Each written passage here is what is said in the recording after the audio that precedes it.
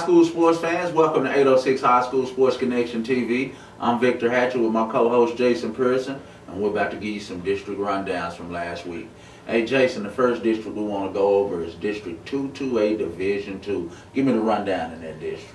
Well, the rundown is Farwell and Spring Lake Earth are starting to separate themselves from the pack a little bit with 2 weeks left. You know, Farwell winning 26-7 over Vega. In Vega was a big win for Farwell, which now they've shown they don't care who they play, where it's at, they're going to win the game. Yeah. And they're going to need that type of attitude when they take on the number 6 team in 2A in Lindsay next week, where they step out of district. Which I like. I like when the coach go test their team early before the playoffs, man. He getting them ready. Exactly. They doing things right out there in Steer Country. Yeah. And they might be steering themselves to a deep run in the playoffs. Yes. But how about Spring Lake Earth? Wow. 4 straight games. Beating Bovina 41-35, interception late to seal the deal. The Wolverines are 2-0 in district now, and they get Vega at home next. They win that game. That sets up the district. Both teams be in the playoffs, Farwell, Spring Lake Earth rather, and that sets up them two on the last week of the season for that district. Man, but how about the bottom half? You got Sudan 0-2, Bovina 0-3. They need some help. Yeah. What do you think about that, Vic? Hey man, good competitive district, man. You know, it's good to see Farwell and Spring Lake Earth playing some good ball. Spring Lake Earth, man, they struggled early, but man, they won 4 straight, man, and it seems like their kids are buying into what their coach is selling. It's a real good end of the season going for them, man, and hopefully maybe they can take over and win that district. Yeah. And on that bottom half, you know, you wish the best for Vega, Sudan, and Bovina. You know, maybe they fight for that last spot, because in this district you only got 3 teams going into that next season. That's so, right. Hey, work hard and continue working. That's right. Let's jump into District 3, 2A Division 2. Crosbyton leading in District 3-0. Beat Clarendon 43-26, but it wasn't an average Crosbyton win. Yeah. You know, it was 14-14 at half. A lot of mistakes from Crosbyton, but they come out in the second half and outscore Clarendon 29-12. Wow. Nathan Childers ends up with 23 carries for 301 yards and 3 more scores. That's why I make my case for him to be the player of the year. Look what he's racked up so far. Yeah. 1,800 yards, 29 touchdowns already this year. And now you have to say Nathan, you just can't say Childers, because the little brother's up on varsity. He scored twice on Friday also. Yeah. But Clarendon fought hard. And I don't know if they exposed Crosbyton as far as there's a way to get points on them, but I like how, as champs, they responded in the second half. That's what you got to do. Quanah wins 34-21 over Memphis. That was the backstory. You know, good win for Quanah, but great win for Memphis as far as the coach goes. You know, he fainted in the third quarter, and he had to get resuscitated by the EMS. Wow. He still comes out and coaches the rest of the game under the supervision of the superintendent, the EMS, and the principal. So I'm glad for Memphis that they had their coach healthy. You know, just, you know, the main thing is to be healthy. You know, football's second. We love football a lot, but life's more important than football. That's in right. Cases. That's right. And then you had Lockney giving it to Ross 41-15. Wow. Lockney is on fire. You know, they lost that first district game. They won 2 convincing games, and they want something to say in this district. Exactly. And Crosbyton takes on Memphis next week. Lockney gets Clarendon. So it's looking like this last week, if we can look ahead, it's going to be a lot of games determining district titles. Yes, because if Lockney wins and Crosbyton wins, Lockney gets Crosbyton at home for that district title. What do you think about 3-2-8? Hey man, good district. You know, and Crosbyton look like they're the top ones on the shelf in that district, man. Those Childers boys are great football players, yes, man. I'd like to give a shout out to them, man. And you know, Lockney's playing some good ball. Look like they're coming around. Clarendon's pretty tough. Yeah. And then in this district also, it's 3 teams going. So that bottom half better get themselves together and play some ball. Real quick. Try to get in there postseason. That's right. Let's jump into District 3-5A, the I-27 Amarillo District. Oh, wow. I said last week on the show I thought this was a district that was just going to be Paladuro and Randall. A Canyon football player, you know, I forgot his name, but he mentioned me on Twitter and said, hey, we going to be good, don't forget about us. And it looked like it. They go out there and beat Paladuro 38-31. Wow. 3-0 in district now. Randall Rose Dumas 38-10, which we saw that coming in. Hereford beats Caprock 40-36. Boy, Caprock's falling on some hard times. 5 straight losses. They're fighting now for that bottom spot. Yeah. Give me a rundown on that district. Hey man, to me, you know, you said the Amarillo, but boy, Canyon's holding their own, man. Canyon putting up their own reputation and doing their thing in that district. Yes, they are. And you know, Hereford is competing real tough. Cap Rock, man, like you said, is falling on tough times. I don't know what's going on, but just continue to work hard and try to do what you need to do. And Dumas is, you know, they've struggled a little bit, but you know they got to keep working. But you know, and I believe in that district, you take 4 teams to the playoffs, so it's going to be real interesting to see who makes it in the postseason out of that district. All right, let's jump into maybe the most exciting couple of games for a district. District 1-4A. I'll do the Levelland game. I want you to talk about this kind of game user. How about Levelland? Responded.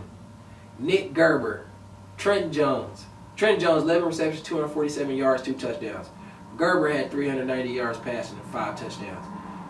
I thought Levelland was going to, if Levelland would have lost, they would have eliminated from the playoffs. They come back, it was 35-21 Borg in the fourth quarter with 4 minutes to go. Wow. They come back, score 2 touchdowns to tie it. And then score first in overtime, Trent Jones on a touchdown pass, and then stop Borg on the defense to win the game, 42-35. What a game. You want to talk about huge. Huge. That was a huge win for the Levelland community. Yes, it was. Levelland, I don't know what they would have done if they, to me, to have the best, if not the best quarterback, one of the best quarterbacks in this area, and one of the best receivers in this area, and go home. They show flashes. You know, they beat Denver City 36-0.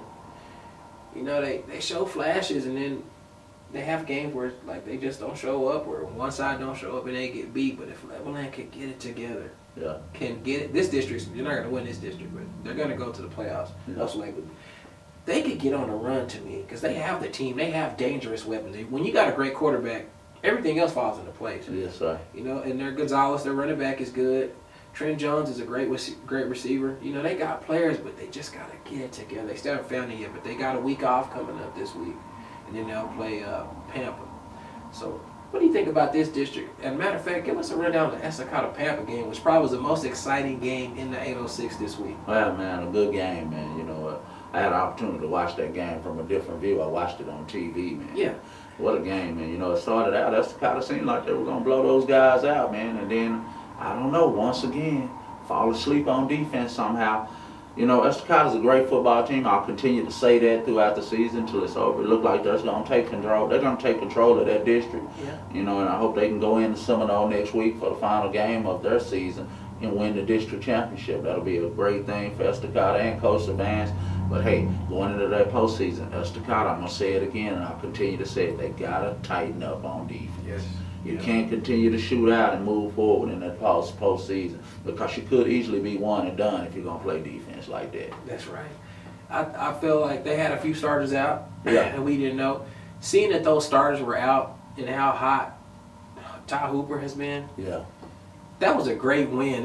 I mean, the defense surely needs to tighten up. Yeah, we both know that. Yeah. But to beat Pampa, and Pampa was hot, and they got hot again in that game, that was a heck of a win. Yeah. Let's talk about coaching decisions in that game. 20-14. You know, Pampa was down 20-14. They kick a field goal at the end of the half and make it 20-17. You call a timeout, you come back and go for it. What a mistake. Yeah. You give up a 99-yard interception return to Jacoby Grayson. Wow. Estacado goes in 28-14. In a Spurfield game, that just, that broke Pampa's heart. Yes. You know, that was a mistake, which you could have got it, but I just would have took the points. If I'm a coach, I want the sure points because you're going to need points to beat Estacado. Yeah. Offense or defense. Exactly. You're going to have to get some points on the board when you see Jalen doing things he's doing. Avion Williams with the 80-yard sealed the deal run. Yes. When we come back off a break, we'll be breaking down more districts. Jason Pearson, Victor Hatchett, 806 Hssc TV.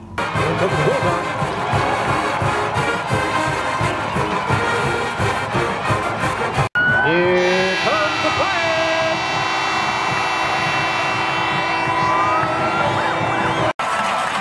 That's number 12, Wrangler Hssc.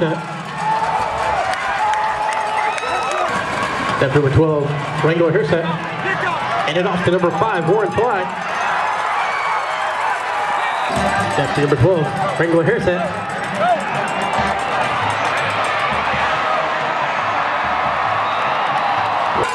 That's number 12, Colton Ehlers.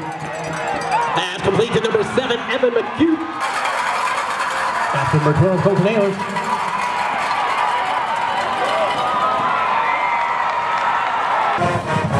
Number 12, Colton Ehlers.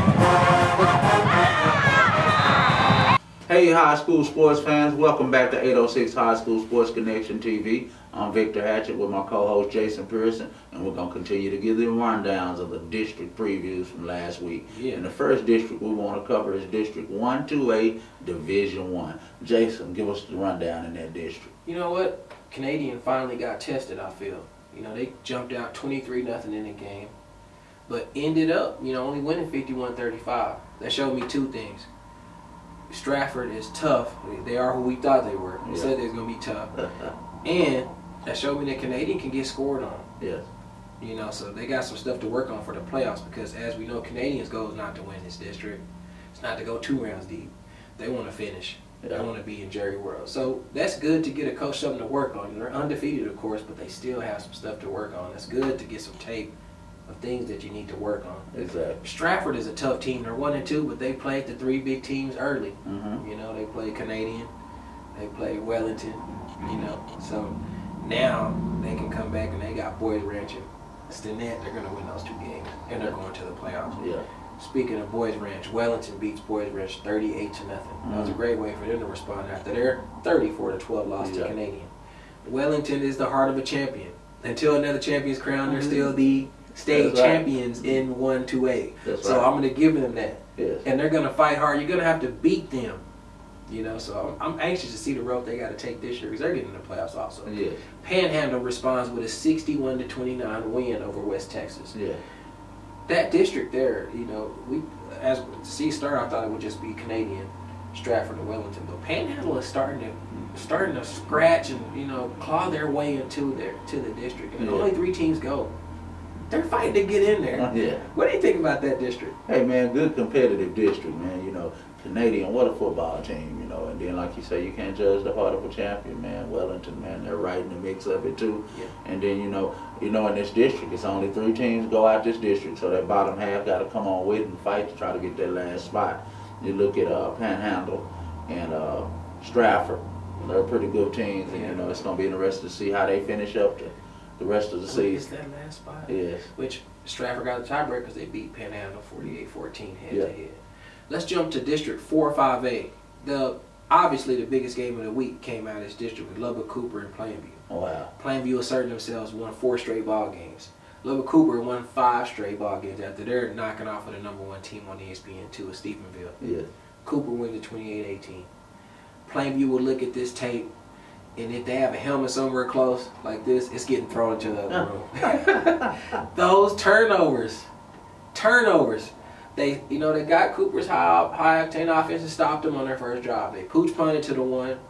Trenton Jackson gets a handoff, and Ricky Mendez, as he does, makes a play, makes them fumble. They recovered on 3. Earl goes in for a touchdown. Next drive, Cooper kicks it off, stop him down there at the 1-yard line. Plainview's Warren Fly breaks it off, goes 98 yards and fumbles on the 1-yard line. Oh, wow. Cooper picks it up, goes down, scores 37-yard touchdown catch by Anthony Gonzalez. So that was kind of the tell of that game. Besides this, you can run on Cooper. That doesn't vote well when they play Abilene Cooper.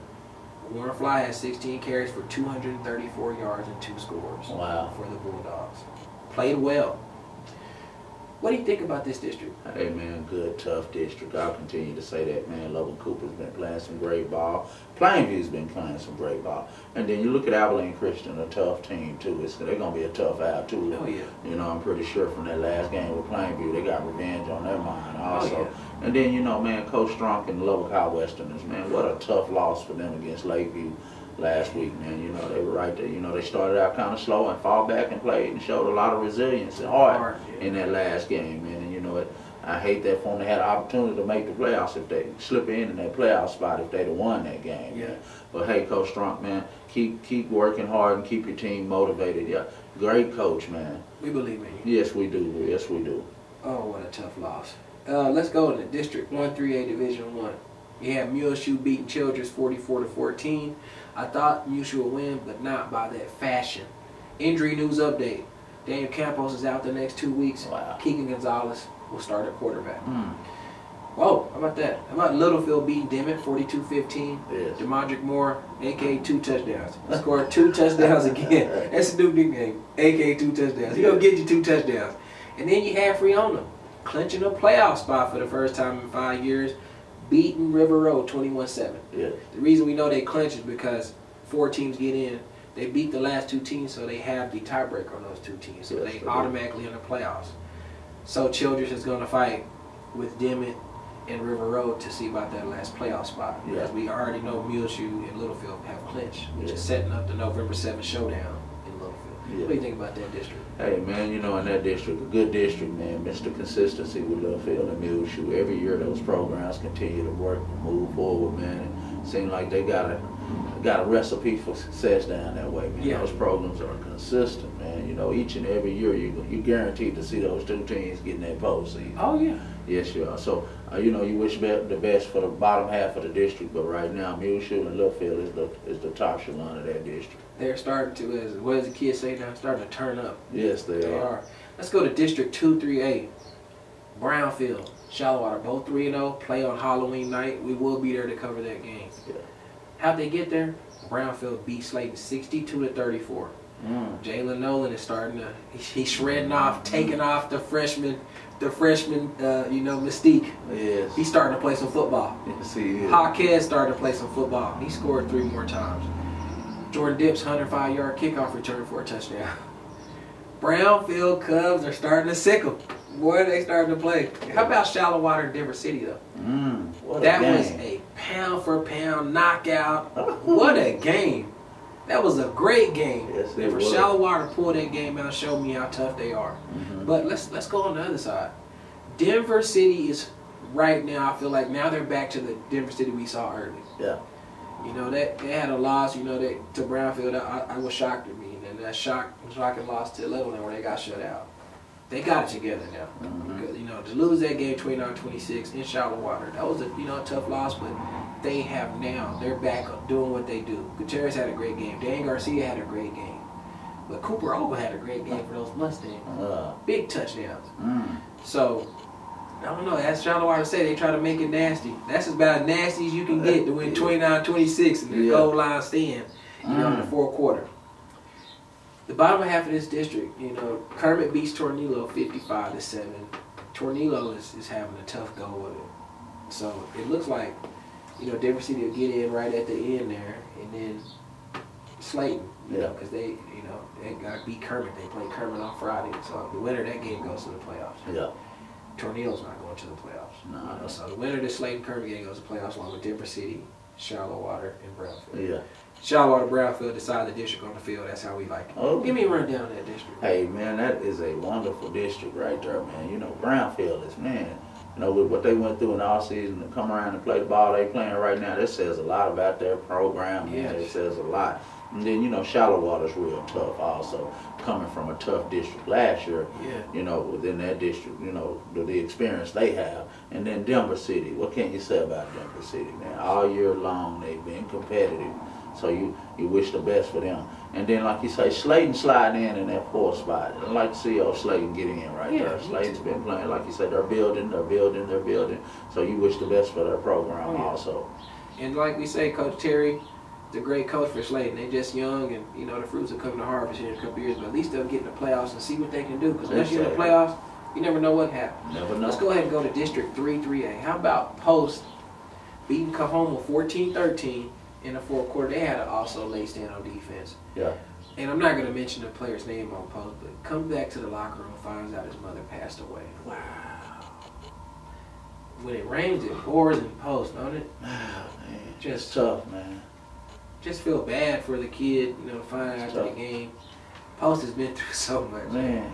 You guys, we're rooting for you. They play Colorado City. They're both 2-1. Yeah. They play to see who's behind, of course, Coleman in that district. Coleman is going to run away with that district. But personally, you know, we just feel bad, and our prayers and all the folks on the page prayers, everybody, you know, the whole community's prayers out for you guys in Post, man. Y'all taking it rough this year, but still managing to, you know, put your hats on and play hard for your community, because that's what they need.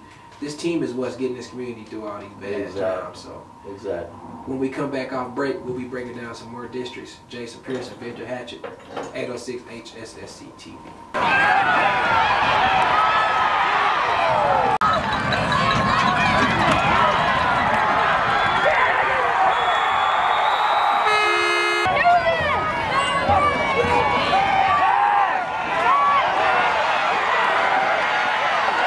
Hey high school sports fans, welcome back to 806 High School Sports Connection TV. I'm Victor Hatchett with my co-host Jason Pearson, and we're back to give you the district rundown. And the first district we're going to cover is District 228, Division 1. Jason, give us the rundown in that district. Well, I'm thinking Abernathy, you know, they beat Olton 27-14. Abernathy's hanging in there. You know, Nick Clarkson still out with that dislocated finger. Garrett Rural puts the team on his back, 17 carries, 98 yards, 3 touchdowns. Defense does great. And Olton competed. As we said, they got a great coach. They're going to compete every week. They had a few starters out, and they still, you know, gave Abernathy a game. Yeah. So Abernathy 3-0 will set up a big matchup with Floyd-Data next week because Floyd-Data's 3-0. Wow. Floyd-Data beats Hell Center 21-7. Impressed with the defense of Floyd-Data. Tucker Lawrence, guys are doing a great job to hold Hell Center and DJ Dunn an explosive offense for the Owls to 7 points.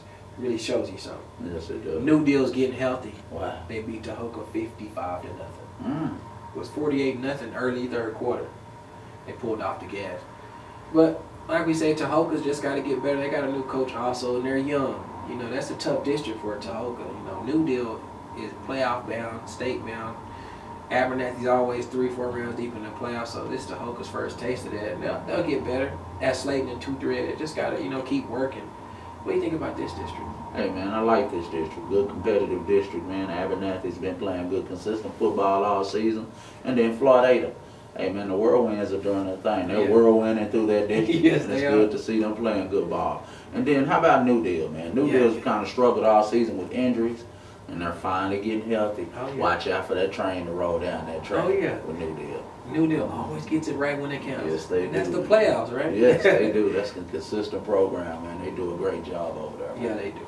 And the bottom half of that district, you know, like you say, it's just 3 teams that go. So, you know, you just wish the best for the bottom half and just keep working and continue to work and do what your coaches ask you to do, and it'll work out for you. How about Floyd-Data? Looking ahead, they got 2 big games coming up. They got Abernathy at home Friday, which we're going to cover. Then they got New Deal at New Deal. Wow. 2 big games coming up. Yes, they do. How about District 2-6A, Big Boy District? Coronado. The Mustangs. Brandon Sherlin with a 77-yard touchdown catch. Zach Stepp, tight end, with a 45-yard touchdown catch. We will have video of that coming up. Jeff Roman's great job covering that game for 806 Hssc. Coronado's up 16-3 in this game over Tascosa. And then they got biggered. Wow. Jacob Biggers runs that rock and ran great against Coronado. He ended up losing 33-29. Tascosa survives, or did Coronado blow another lead in the game like last week? What's your take on that game? Hey, man, that was a tough game, man. Good, tough district, man. You know, I hate that for Coronado. You know, that's the thing about it. A good football team. Coach Seth Parr, first year, is a great coach, man. He's continued to work hard. It just seems like they're having problems finishing games, man. But, you know, that's the thing about it is you continue to work and do what you need to do and just try to finish up in district strong. That's all you can ask. Yeah, and that, as you stated this earlier, when we did the district previews, the winner of that Monterey-Coronado game was going to the playoffs. Yes. Coronado has been eliminated from the playoffs with that loss. Yes. Because they lost to Monterey. Yeah. Monterey beat Coronado, but they got beat by Amarillo 42-13. You know, it scared me for people that had to play Amarillo, Tascosa next week. Amarillo said on their Twitter that they played horrible against Monterey and had a lot of mistakes. And they still won 42-13. That's scary. The first time they've been undefeated this late since 1999. Oh, wow. Friendship had a week off. They get Coronado on Halloween night. Who's going to be spooked in that game? Amarillo, Tascosa, the battle for Amarillo on Halloween night. Have your trick-or-treat candy ready. Oh, yeah. Who's going to be giving out the tricks and the treats? We go find out. Let's jump into District 428. Seagraves had off. You had Smyre beating Morton 28-6. Boggs had 202 carries on 23 yards and 4 touchdowns for Smyre. Man, and Sundown beats Plains 35-0. Wow. Plains is struggling, folks. They haven't scored a touchdown in 5 games. Wow, man. But Plains, as we know, Plains for basketball, we'll be talking about you guys a lot because they're probably going to go to state and win it again, the girls. Yes. But football-wise, they're struggling a little bit. Yeah. Give me a rundown on this district as only 3 teams go. It's looking like it's Seagrave, Smire, and Sundown. What do you think? Hey, man, Sundown, man. You know, we've been talking about them throughout the year, man. Sundown is a real good competitive football team. And, you know, Smire's a good team. Yeah. And Seagraves. And Seagraves every year, their program is headed in the right direction. I think so, man. And, you know, I just wish Plains, you know, the best. Just continue to work hard and move forward, man. It'll get better later. Yes, it will. We root for you, Cowboys. Let's jump into District 1-3A Division 2. How about Spearman beating Highland Park 48-14? Wow. The Lynx are on the roll, folks. 9-0. How about Idalou beating Roosevelt 41-30? It was 27-9 at halftime. Brad Schilling had 283 yards and 2 touchdowns. Schilling is starting to assert himself. As we said, he's running himself to a first-team all-district. Playing ball. Yes. Roosevelt went through the gauntlet, all 3 teams, Spearman, Tulia, and Idalou, when they lost all 3 games. But all hope's not lost. No, it's not. 4 teams get in. If they beat Highland Park and Sanford French, guess what? They're going to the playoffs. Yes, they are. So that's all that matters. You know, you got to go to the playoffs because you have Sanford French 0-3, Highland Park is 1-2. So the Highland Park and Roosevelt game determines who gets the last playoff spot in that district. What do you think about that district? Hey, man, good district, man. You know, it looked like Spearman. They playing good ball. You know, and Idalou, you can't never count out Idalou. You know, that would make that district really tough, man. Idalou is a great program. Every year consistent. Good football team. Hey, man, I'm just going to sit back and watch that district unfold. Oh, yeah. And it looks like that, as we were talking about earlier in the break, that November 7th is going to have a lot of big-time games to determine districts. Oh, wow. I mean, you got Spearman and Idalou. They should be undefeated when they meet, in district-wise, when they meet each other in Idalou. What a game. Crosbyton and Lockney. Oh, man. It's a lot of good games coming up. We're ready and excited. The playoffs are almost here. It's almost here. And let's throw a shout out District 1-2A, Division 1 Booker. Wins again. 3-0 in district, beat Shamrock 56-35. You know, Jared Reagan, Hunter Lyle, those guys are playing great ball. I think next game, Hunter Lyle will break the all-time state passing yards record. He was 682 yards away and he threw for 400 yards against Shamrock, so he's almost there. What an accomplishment. What an accomplishment. Jared Reagan, all-time lead receiver, both on the same team. That's crazy.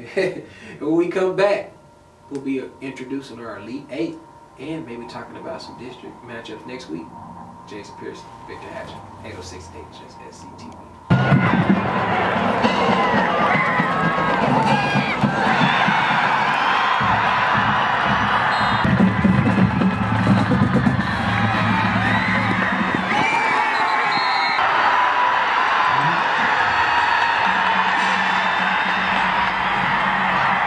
Welcome back to 806 Hssc TV. I'm Jason Pearson here with Victor Hatchett, tag team, doing our thing. Week 9, we're going to go over the top 8 players, the Elite 8. As we said, there was a lot more elite players. We didn't get some stats in time, so we had to go with what we had. Don't forget, if you need any information, stats, schedules, district standings, make sure to go to 806 app, 806 Hssc mobile, searching in Google Play and on iTunes app. You'll find it. We already have 2,000 downloads. Thank you, guys. All right, let's start with number 1. Garrett Royal, Abernathy Antelope, 17 carries, 98 yards, 3 touchdowns, holding the fort down until his Batman compadre comes back in their 27-14 win over Olds that man. How about number 2? DeModrick Moore from the Littlefield Wildcats, 176 yards rushing and 3 touchdowns. Good game, young man. Oh, yeah. Let's have about Bobby Boggs from the Smire Bobcats. 23 carries, 202 yards, and 4 scores. Wow. How about number 4, Nathan Childress, Mr. Consistency, yes, from the Crosbyton Chieftains. 23 carries, 301 yards, and 3 touchdowns. Oh, yeah. How about Ethan McClain from the Spring Lake Earth Wolverines? 18 carries, 186 yards, and 4 touchdowns. How about Mr. Receiver, Trenton Jones, from the Levelland Lobos? 11 receptions, 247 yards, and 2 touchdowns. Oh, yeah. How about Warren Fly from the Plainview Bulldogs? 16 carries, 234 yards, and 2 scores in their loss against wow. How about number 8, Brant Schilling Oh yeah. from Alu Wildcats? 32 carries, 283 yards, and 2 touchdowns. What a game by that young man. What a game. Hey, and say we appreciate you guys watching 806 High School Sports Connection each week. We love your support and continue to work hard, young men out there in football. And we'll see you next week for district previews. Go Roosevelt.